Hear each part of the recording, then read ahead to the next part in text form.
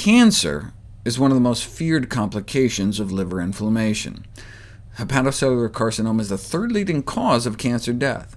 Furthermore, it has a rapidly rising incidence in the United States and Europe, largely driven by the burden of hepatitis C infection and fatty liver disease.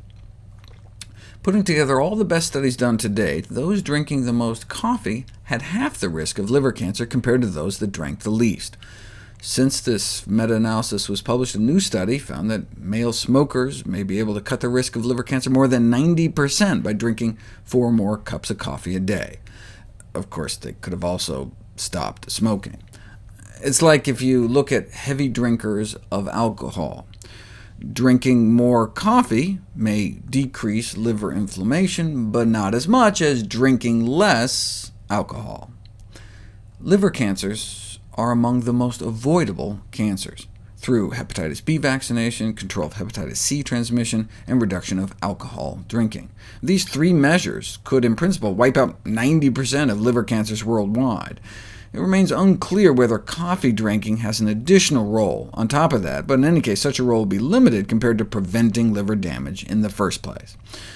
What if we already have Hep C, or are among the 30% of Americans with non-alcoholic fatty liver disease due to obesity, which may quadruple one's risk of dying from liver cancer?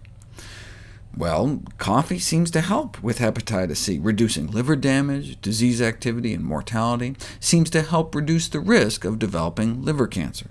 Only the lack of randomized trials, interventional studies on the topic, prevents us from considering the protective effect of coffee as fully ascertained. But we didn't have such trials until now. A randomized controlled trial on the effects of coffee consumption in chronic hepatitis C.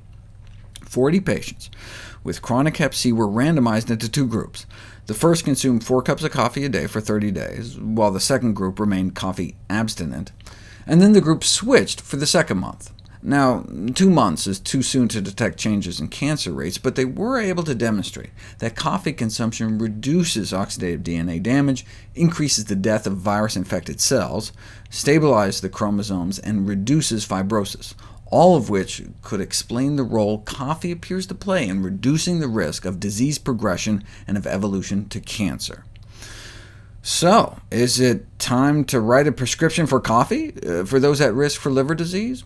Some say no. Although the results are promising, additional work is needed to identify which specific component of coffee is the contributing factor in reducing liver disease and related mortality. There are more than 1,000 compounds that could be responsible for its beneficial effects. That's such a pharmacological worldview. Why do we have to know exactly what